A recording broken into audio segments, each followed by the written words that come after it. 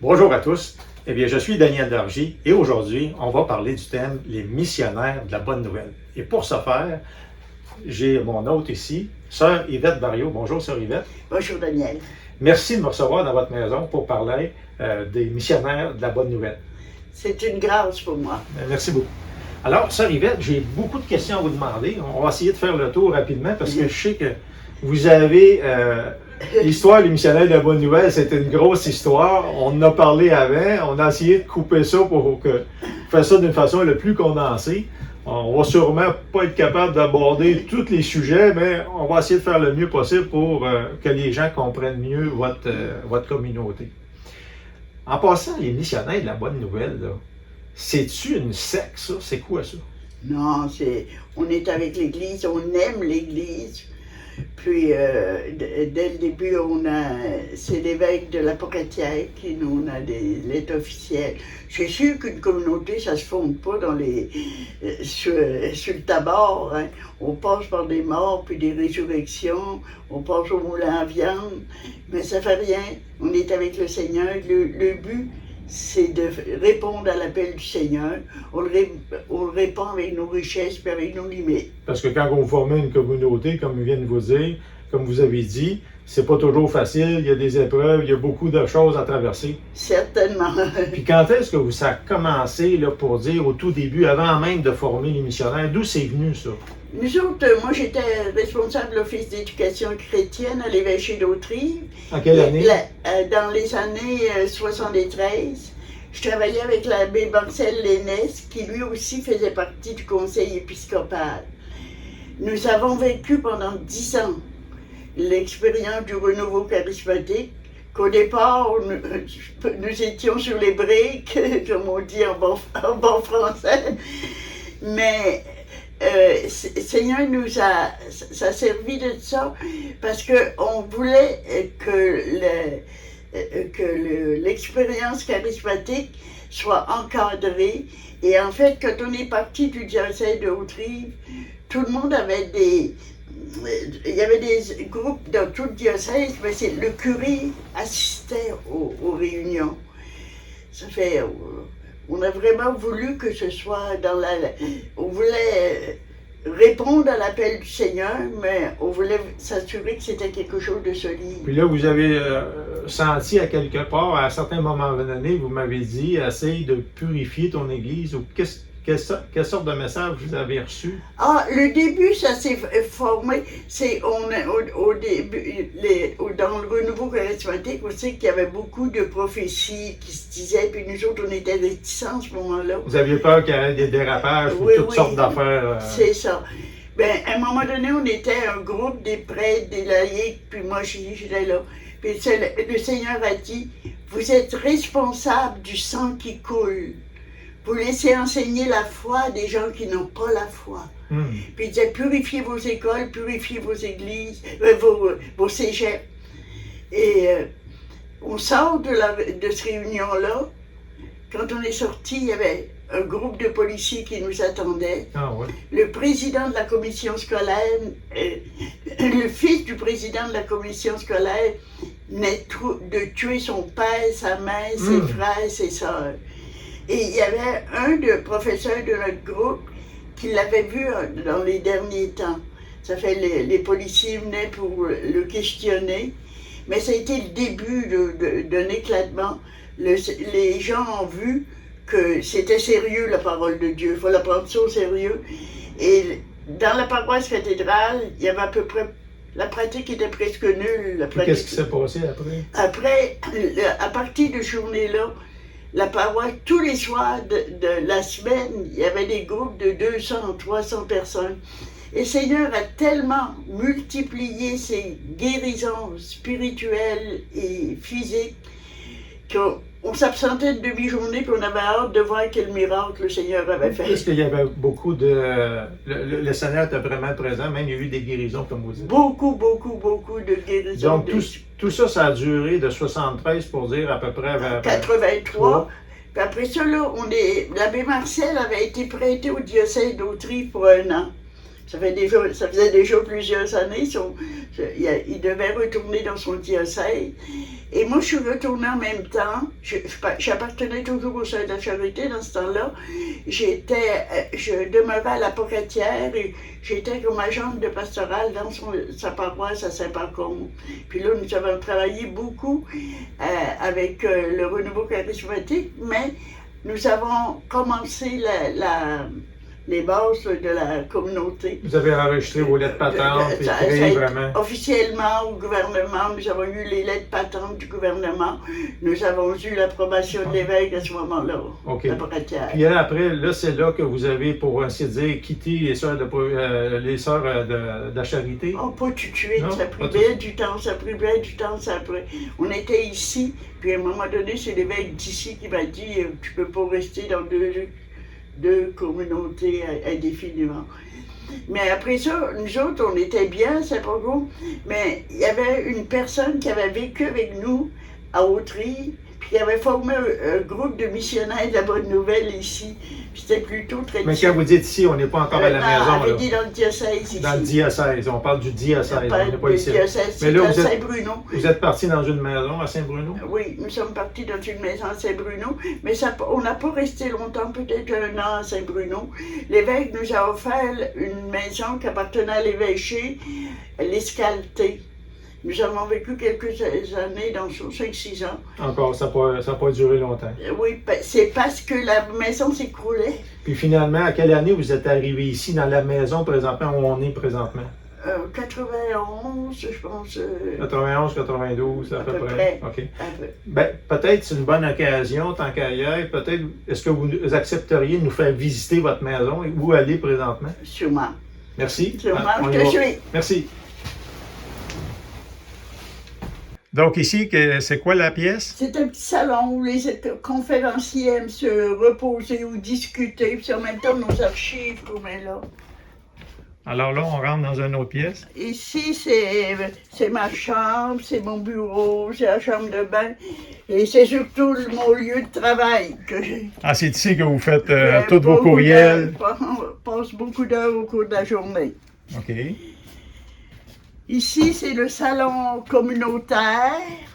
Ah, tu vois le roi d'amour qui est ici. Je vais te conter une petite anecdote, si tu me le permets. Un jour, un marchand est venu me présenter une facture de 988 piastres. C'était des objets que j'avais achetés de lui, puis des travaux qu'il avait faits. Puis je lui ai demandé de s'asseoir sur la chaise pendant que j'allais chercher le livre de chèques. Et quand je suis arrivée, il était face à l'icône, puis là, il priait tout fort. Il disait, Seigneur, je sais que je t'ai abandonné, mais je t'aime. Je voudrais que toute ma famille, ma femme revienne à toi, que toute ma famille se revienne à toi. Puis, quand je suis arrivée avec mon livre de chèques, il continuait sa prière. Et à un moment donné, il s'est tourné vers moi. Il dit, la facture que je vous ai donnée de 988 piastres, déchirez-la. C'est moi qui ai reçu aujourd'hui. Eh, imaginez-vous, c'est J'ai voulu le remercier à la fin en allant le conduire. Non, ne me remerciez pas, c'est moi qui ai reçu aujourd'hui. Ben, merci ce beau témoignage. On continue notre visite. Oui. Là, on est comme dans le petit salon que vous m'avez parlé. Oui, là, c'est le salon. Et là, ici, vous avez une cuisine, je crois. Ici, c'est la cuisine communautaire. C'est un set de saladiné que je viens de recevoir en cadeau. Vous avez un beau cadeau là. Oui. Là, vous avez ici... un monte-escalier. Un escalier que vous avez connu pour votre santé, là. Qui, oui, puis j'ai eu un cadeau d'une personne de Québec. C'est beau. Là, en passant ici, on va juste faire une petite mention.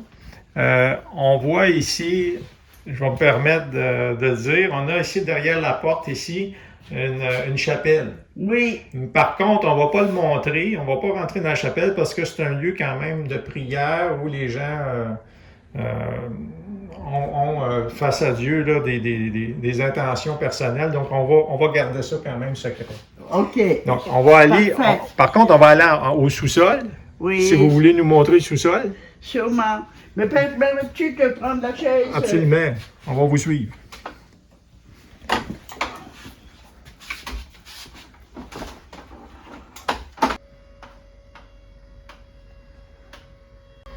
Ici, c'est la salle où, après les réunions de prière, on vient partager autour de la table, on vient prendre un café ou des granderies. Puis ça nous donne l'occasion de partager les uns les autres. L'autre côté, c'est la salle de conférence, puis c'est aussi notre chapelle. Savez-vous, quand il est arrivé parfois qu'on était 120 personnes, jusqu'à 120 personnes ici dans la salle. Actuellement, on est restreint avec la COVID, mais c'est quand même... on a quand même toujours continué nos réunions. Donc ici, c'est comme un hôtel. C'est l'hôtel où le prêtre célèbre les célébrations. Il y a beaucoup de lampillons, c'est parce que les gens ont mis leur intention de prière pour leurs défunts. C'est le mois de novembre. OK. Donc...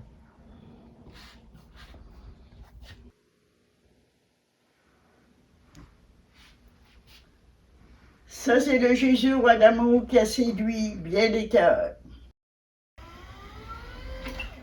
Là, je vous amène à l'extérieur. C'est bon, on vous suit.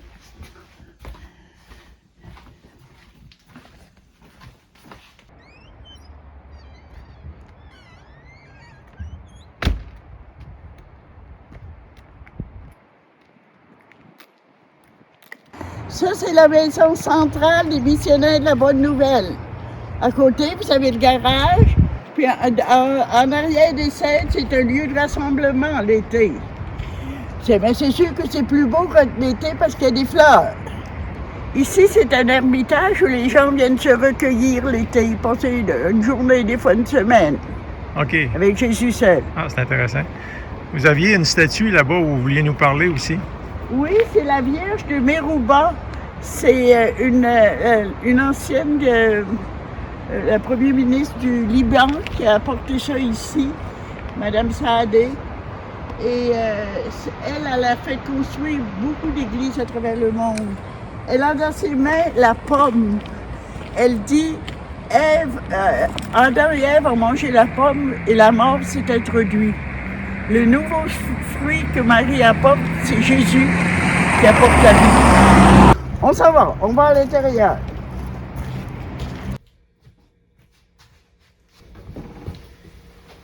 Bon, eh bien, sœur Yvette, merci beaucoup de nous avoir fait visiter votre maison et l'extérieur pour mieux comprendre où vous habitez et où est la maison des missionnaires de la Bonne Nouvelle à Carignan. Merci. C'est une joie pour moi de t'accueillir. Donc, sœur Yvette, si on revient à notre sujet là, de missionnaire de la Bonne Nouvelle, ici, présentement, à la maison, qu'est-ce qui se passe comme activité? Est-ce que c'est seulement un endroit de prière? Quelles autres activités qu'on retrouve ici à la maison? Non, moi je dis souvent c'est le Béthanie, c'est à l'exemple des premières communautés chrétiennes. On veut fraterniser ensemble, on vient pour s'aider les uns les autres, on vient pour prier, pour écouter l'autre, pour trouver des solutions. Donc les gens, même des gens qui ne se connaissent pas, se rencontrent ici, ils se créent des amitiés. C'est toujours dans un esprit d'amour, un esprit de respect.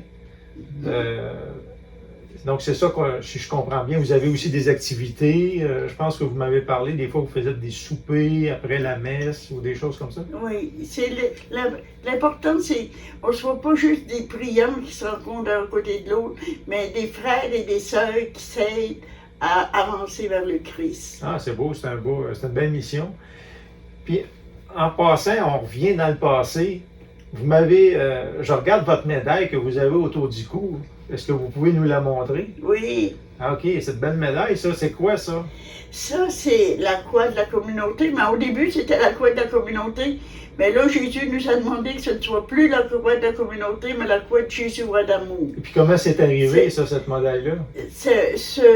D'abord, le modèle, l'image a d'abord été faite par Mère Yvonne Aimée. C'est une religieuse augustine de France qui étaient toutes données au Seigneur. Elle avait le Seigneur s'en servait pour aller chercher des hosties à travers le monde. Ah ouais. Elle a eu un rôle incroyable dans la guerre de 39-45 au point que le général de Gaulle l'a décoré des honneurs de l'armée française. Puis pourtant, c'est une cloîtrée. C'est une cloîtrée. Donc, elle restait à l'intérieur, puis elle était connue dans le monde. Mais elle avait le don de bilocation, puis d'un côté, elle sauvait les soldats français, puis de l'autre côté, elle intéressait les soldats allemands pour les détourner des Français. Ça, c'est vraiment la réalité. C'est une réalité. Parce qu'elle était décorée, les gens Oui. croyaient beaucoup, puis Oui. ils ont eu des manifestations. C'est ça. Puis c'est une croix qui est très puissante. D'ailleurs, sur l'image, Jésus, roi d'amour, j'ai confiance à ta miséricordieuse bonté. Marie-Yvonne avait eu un bouquet de roses, puis il y avait des sœurs à côté de lui, d'elle, puis ont vu une main divine qui écrivait Jésus. Puis on dit que ça serait une invocation très puissante, et particulièrement auprès des malades. Ah oui, c'est intéressant. C'est elle que, Marie-Yvonne, entre parenthèses, elle est née en 1921, puis ça fait 2021, c'est son anniversaire, comme ça. c'est son centenaire. Aujourd'hui, on est en 2021, ça fait 100 ans. Ça fait 100 ans. Puis sur les médias sociaux, on fait paraître beaucoup de ses vidéos puis tout. Elle accorde beaucoup de grâce. Le Seigneur permet qu'elle fasse descendre sur la terre beaucoup de grâce. Ah, ben c'est bien. Mais à côté de Marie-Yvonne, elle nous a fait connaître Jésus, roi d'amour, puis c'est tout. Mais il y a aussi le père Mathéo Crowley, des Pères des Sacré-Cœur de Picpus. Lui, il est allé à travers le monde pour faire connaître Jésus, roi d'amour. Ah ouais. Parce qu'il avait demandé au pape la permission de faire ça, de lui permettre de faire ça. Le pape a dit non, je ne vous le permets pas, je vous oblige de le faire. Puis je veux te dire que le père Mathéo Crowley, il a vécu 10 ans ici à Chambly, en face de l'église Très Sacrée de Marie. Donc, vous avez reçu ici à la maison des gens de partout dans le monde. Oui, mais Marie-Yvonne n'est pas venue ici. Non. Mais moi, je suis allée chez elle. Je me suis assise sur sa chaise. J'ai visité toute sa maison. Il y a vraiment des grâces. Il y a vraiment des grâces. Puis aujourd'hui même, autant qu'on se parle, il y a des gens de toutes les communautés qui viennent. Vous me parlez qu'il y avait une communauté présente des Vietnamiens, il y a des Libanais, il y a nous autres, les Québécois, il y a toutes sortes de gens natifs ici. Il y a des gens de partout qui viennent. Marie-Yvonne avait un cœur universel. Puis là, Jésus, roi d'amour, continue à inviter des gens de partout, de différentes. Puis on ne fait pas d'efforts. Il arrive, nous accueillons ce que le Seigneur nous envoie. Vous avez eu plein de situations de providence, même vous m'avez parlé un jour où vous étiez obligé de payer un montant d'argent pour la maison, sinon il saisissait la maison puis il est arrivé quelque chose. Je pense que 500 $. Ah oui, à un moment donné, il fallait que pour que la maison puisse survivre, je devais avoir 500 $ le lendemain, sinon je risquais de perdre la maison. Ça fait, je vais à la boîte à mal, au courrier, puis j'avais une lettre de monsieur, je ne vous connais pas, vous ne me connaissez pas, mais j'ai promis à votre mère de donner 500 pièces à sa fille si j'avais telle grâce, elle l'a eu. C'est que ma mère était connue beaucoup parce qu'elle avait une grande dévotion à Saint-Antoine. C'est arrivé juste au moment sans que vous ayez parlé de votre problème. Pas du tout, c'est des gens que je ne connaissais pas. Puis après, vous avez eu un autre appel en parlant de la croix que vous avez montrée. Vous êtes élevé, je pense, vous avez un songe en disant qu'il fallait distribuer des milliers de croix, mais ça coûtait un montant, vous n'aviez pas l'argent. Pouvez-vous nous raconter brièvement l'histoire? Oui, dans mon songe, là, le Seigneur me demandait de distribuer 1000 croix pour Noël. C'est au début de la pandémie. La croix coûtait, on faisait faire ça en Italie, ça coûtait 20 pièces la croix. Envoyer 20 000 croix, c'était 20 000 pièces. Ça fait là le lendemain matin, le fournisseur, celui qui me fournissait les croix, me dit, vous pouvez avoir les croix à moitié prix, 10 pièces au lieu de 20 pièces. Mais ça m'aurait fait encore 10 000 pièces à donner, c'était trop pour moi. Oui. Le marchand me dit, ah, OK, on prend chacun 5 000. Encore. Ça va faire. La Mais moitié. 5 000, c'est encore C'est encore trop. C'est encore trop pour moi. Ça fait, c'était l'hiver, il y a des Vietnamiens qui sont venus, sonner à la porte, une tempête de neige.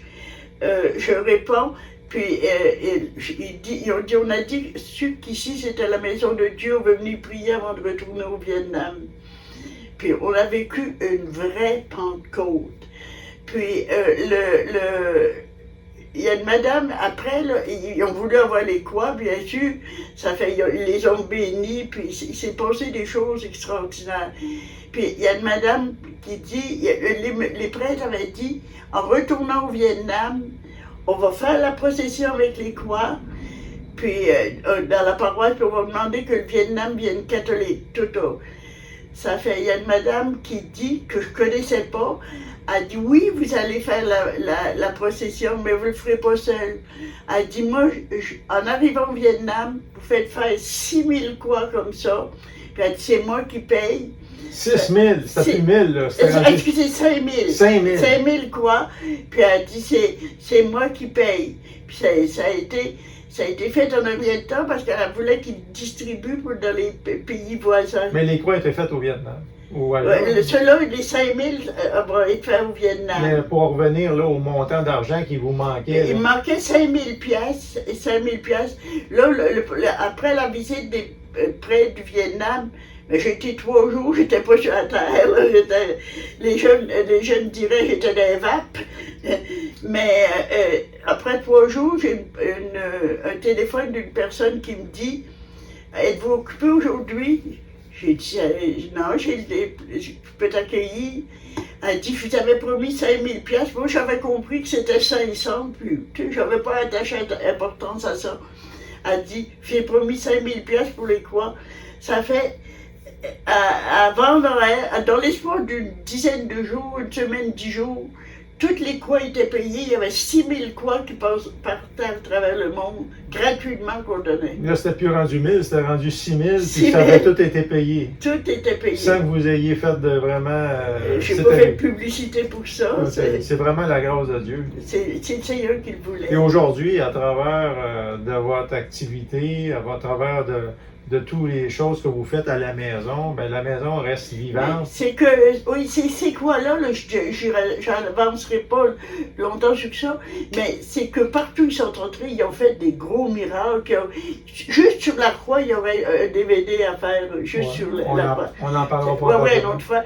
Mais ce que je dis, juste un mot, c'est que l'année d'après, le Seigneur m'a dit, je veux rentrer d'une autre façon dans les communautés. Puis là, je ne savais pas quoi, mais c'est un Chinois qui était à Lourdes, qui travaillait à Lourdes dans une boutique d'articles religieux. Il avait vu Jésus roi d'amour sur Internet, il avait fait une maquette de ça, et il arrive, il passe par, il s'en allait en Chine, mais il a arrêté à Montréal voir son ami portugais, son ami, en tout cas, d'un autre pays qui était à Montréal. Et par hasard, cet ami-là me connaissait. Ben oui, Puis il est arrivé avec ça, puis il m'a montré ça, ben j'ai dit, c'est extraordinaire. Dieu sent que le Seigneur allait rentrer dans une façon différente. Ça va être tout de suite, j'en ai commandé 500 pour distribuer, et ça fait encore des merveilles. Oui, on va le voir à l'écran. Oui. C'est un genre de petite tapisserie. Il y en a des bleus, des brunes. C'est ça, c'est ça. Donc, si aujourd'hui, on a parlé, on a fait le tour, on a parlé un petit peu d'histoire, vous nous avez montré la maison, vous nous avez montré aussi les activités que vous faites présentement. On a aussi parlé de certaines anecdotes, on pourrait dire pratiquement des miracles ou bien de la Sainte Providence. Si vous auriez maintenant, là, aujourd'hui, là, ça fait 100 ans que Mère Yvonne est née, qu'est-ce que vous auriez comme message pour les missionnaires de la Bonne Nouvelle? Moi, ce que je désire par-dessus tout, c'est qu'on soit à l'écoute du Seigneur. Ce ne soit jamais nos projets, mais les projets du Seigneur. Puis, c'est sûr que la mission du Seigneur, ça ne se fait pas dans la facilité. On peut s'attendre d'avoir des coups de poignard dans le cœur, puis des coups de croche, n'importe quoi. Mais c'est pas ça qui est important. C'est que, au lieu de voir la main qui nous frappe, regardez le Seigneur qui nous fait grandir dans l'humilité, c'est nécessaire. L'amour de Dieu puis et des autres, puis l'humilité, c'est tout ce qui est important. Merci du message. Merci beaucoup de votre invitation, de votre témoignage et de nous avoir raconté tous les événements que vous avez vécus jusqu'à maintenant, depuis la fondation à aller jusqu'à aujourd'hui. Merci beaucoup encore, Sœur Yvette. Et j'espère que tous ceux qui nous écoutent, ils ont apprécié cette vidéo de témoignage de Sœur Yvette Barriot, des missionnaires de la Bonne Nouvelle. Puis je te remercie, Daniel, de m'avoir appris l'improvisation, parce que j'ai une formation mathématique, j'ai été longtemps professeur de mathématiques. Ben oui, on se pratiquait avec des textes, puis finalement, on a dit, laissez-vous aller, je veux juste répondre aux questions, puis je suis sûr que ça va bien aller, puis elle a fait ça comme une reine. Oh oui. Je vous remercie beaucoup pour tout. Merci. Sur ça, bonjour à tous, et à la prochaine. À la prochaine.